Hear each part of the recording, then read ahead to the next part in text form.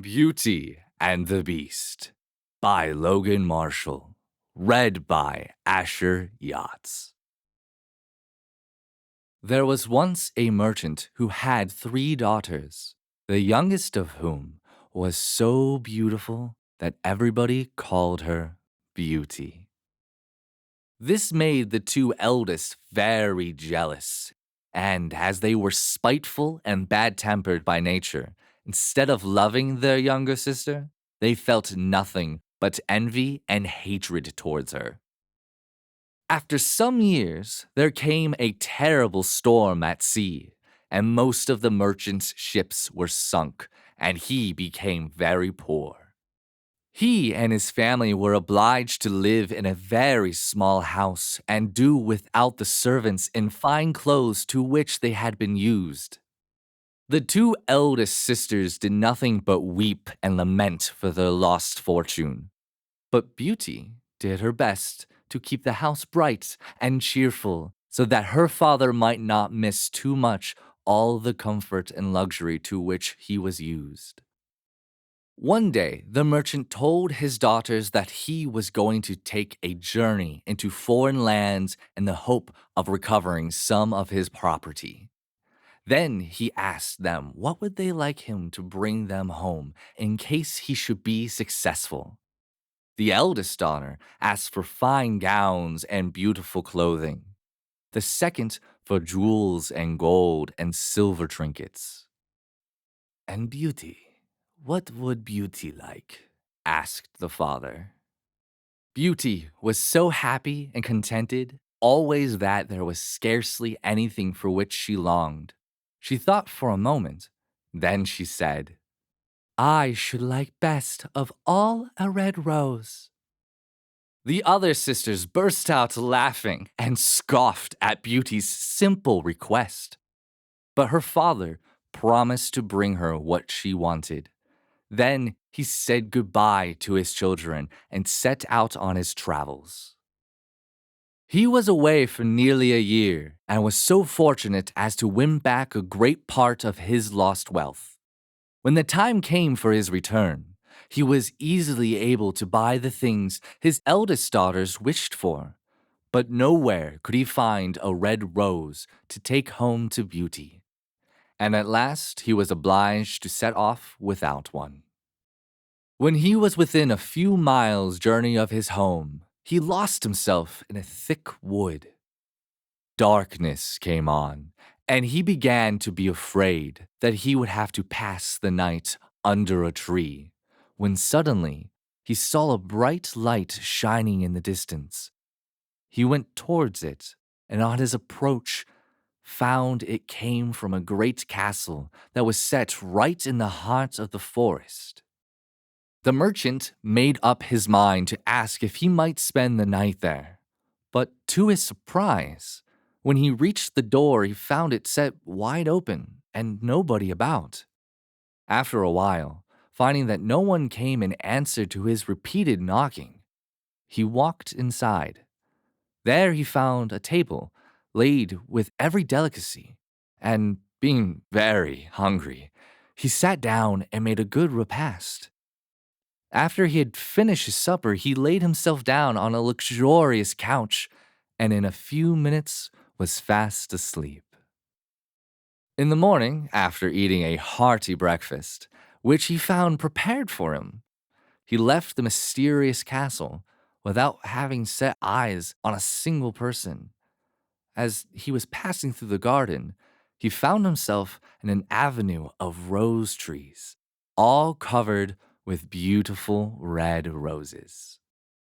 Here are such thousands of flowers, he said to himself, that surely one bud would not be missed. And thinking of Beauty, he broke off a rose from one of the bushes. Scarcely had he done so when he heard a terrible noise, and turning round, he saw coming towards him a hideous beast who exclaimed in an awful tone, Ungrateful wretch, you have partaken of my hospitality, have eaten of my food, have slept in my house, and in return, you try to rob me of my roses. For this theft, you shall die." The merchant fell on his knees and begged for pardon, but the beast would not listen to him. "Either you must die now, or else you must swear to send me, in your stead, the first living thing that meets you on your return home," he said. And the merchant, overcome with terror and thinking that one of his dogs would be sure to be the first creature to greet him, he gave his promise. But to his horror and dismay, it was his youngest daughter, Beauty, who first ran out to greet him on his return. She had seen him coming from afar and hastened to welcome him home. She did not at first understand her father's grief at seeing her, but when he told her the story of the beast and his promise, she did her best to comfort him. "Do not fear, dear father," she said. "Perhaps the beast will not prove so terrible as he looks. He spared your life. He may spare mine, since I have done him no harm," she said. Her father shook his head mournfully, but there was no help for it. He had promised to send the beast, the first living creature that met him on his return. So he was obliged to send Beauty herself in his place. When he left Beauty at the palace of the beast, she found everything prepared for her comfort and convenience. A beautiful bedchamber was ready for her use. The rooms were filled with everything that she could possibly want. And in the great hall of the castle, a table was set with every delicacy. And everywhere there were bowls full of red roses. No servants were visible, but there was no lack of service, for invisible hands waited upon her and attended to her every want. She had but to wish, and whatever she wanted was at once placed before her. Beauty was filled with astonishment at all this luxury and magnificence. "Surely the beast does not wish to harm me," she thought, "or he would never have so ordered everything for my comfort." And she waited with a good courage for the coming of the lord of the castle. In the evening, the beast appeared. He was certainly very terrible to look at, and Beauty trembled at the sight of this hideous monster. But she forced herself to appear brave, and indeed, there was no cause for her alarm. The beast was kindness itself, and so gentle and respectful in his attentions to her that Beauty soon lost all fear. She soon became very fond of him, and would have been quite happy had it not been for the thought of her father and sisters, and the grief which she knew her father would be suffering on her account. The thought of his sorrow made her sorrowful too, and one night when the beast came to visit her at his usual hour, she was so sad that he asked her what was the matter. Then Beauty begged him to let her go and visit her father. The beast was very unwilling to grant her request. "If I let you go, I am afraid you will never come back to me, and then I shall die of grief." Beauty promised earnestly to come back to him if he would only allow her to spend a few days with her family. And at last, the beast yielded to her entreaties. He gave her a ring, saying, "Put this on your little finger when you go to bed tonight and wish. In the morning, you will find yourself at home in your father's house. But if you do not return to me at the end of a week, I shall die of sorrow."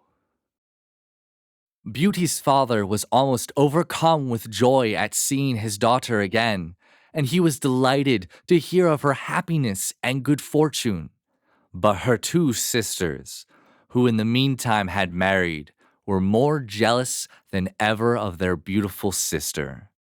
They were not very happy with their husbands, who were poor and not over lovable, and they were very envious of Beauty's clothes and of all the luxuries with which she told them she was surrounded.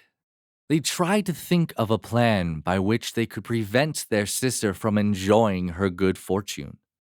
"Let us keep her beyond the week that the beast has allowed her," they said. "Then, doubtless, he will be so angry that he will kill her." So, they pretended to be very fond of Beauty, and when the time came for her return, they overwhelmed her with tears and caresses, begging her not to leave them, and to stay at least one more day with them. Beauty was distressed at their grief, and at last she consented to stay just one more day, though her heart misgave her sorely when she thought of the poor beast. That night, as she lay in bed, she had a dream. She dreamt that she saw the beast dying of sorrow at her forgetfulness, and so real did it seem that she woke up in an agony of dismay. "How could I have been so cruel and ungrateful?" she cried. "I promised faithfully that I would return at the end of the week. What will he think of me for breaking my promise?" Hastily rising from bed, she searched for the ring the beast had given her. Then putting it on her little finger, she wished to be at the palace of the beast again. In a moment, she found herself there, and quickly putting on her clothes, she hurried out to look for the beast. She searched through room after room, but nowhere could she find him. At last, she ran out into the garden, and there, on a plot of grass, where he and she had often sat together, she found him lying as if dead upon the ground. With a bitter cry, she sank on her knees beside the poor beast. "Oh, beast, my dear beast," she cried. "How could I have been so cruel and wicked and unkind? He has died of sorrow as he said he would." And the tears fell down from her eyes as she spoke, overcome with grief and remorse. She stooped down and tenderly kissed the ugly beast.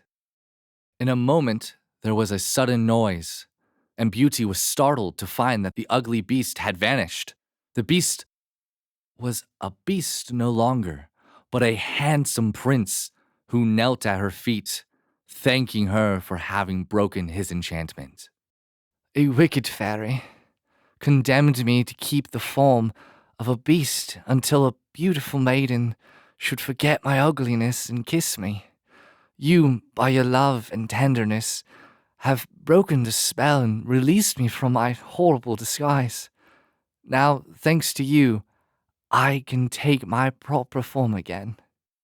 And then he begged Beauty to become his bride. So, Beauty married the prince who had been a beast, and they lived together in the castle and ruled over the prince's country, and were happy ever after.